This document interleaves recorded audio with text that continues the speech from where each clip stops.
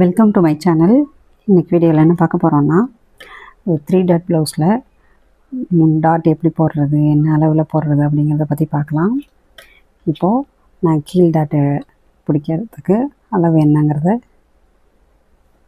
எப்படி இருக்கிறதுன்னு பார்க்கலாம்.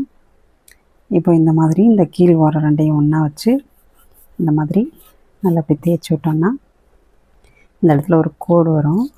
அந்த கோட்டில் ஸ்ட்ரைட்டாக ஒரு 3 இன்ச் மார்க் பண்ணிக்கிறேன்.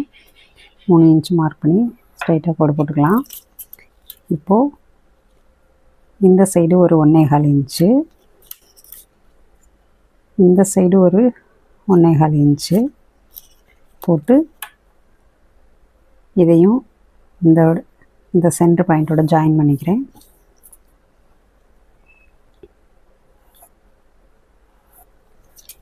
இப்போது இந்த சென்டரில் ஒரு டாட் எப்படி இருக்குதுன்னு பார்க்கலாம். இந்த சென்டரை சமமாக வச்சுக்கிறேன். கழுத்து அளவு கரெக்டாக வச்சு கட் பண்ணியாச்சு. அதனால் இந்த இடத்துல சமமாக வச்சா இந்த இடத்துல வருது.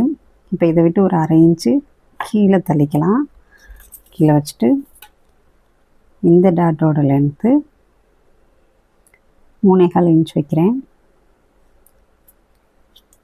இப்போ இதுலேருந்து ஸ்ட்ரைட்டாக கோடு போட்டுக்கிறேன்.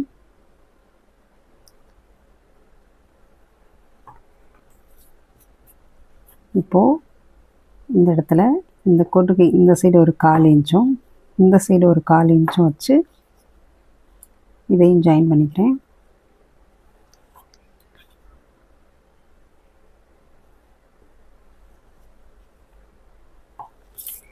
இப்போது நம்ம 2 டாட்டையும் கண்டுபிடிச்சாச்சு. இப்போ 3ஆவதாக இந்த சைடு வர டாட்டு எப்படி கண்டுபிடிக்கிறதுனா, இந்த கீழ் டாட்டோட எட்ஜையும் இந்த சைடு டாட்டோட எட்ஜையும் இப்படி ஒன்றா சேர்த்து பிடிச்சோன்னா இந்த இடத்துல ஒரு மடிப்பு வரும். அந்த மடிப்புக்கிட்ட ஒரு புள்ளி வச்சுக்கிறேன். இப்போது இந்த டாட்டுக்கும் இந்த டாட்டுக்கு இடையில் உள்ள கேப்பை அளந்துக்கலாம். 1.5 இன்ச் வருது. அந்த 1.5 இன்ச்சு இந்த கோட்டில்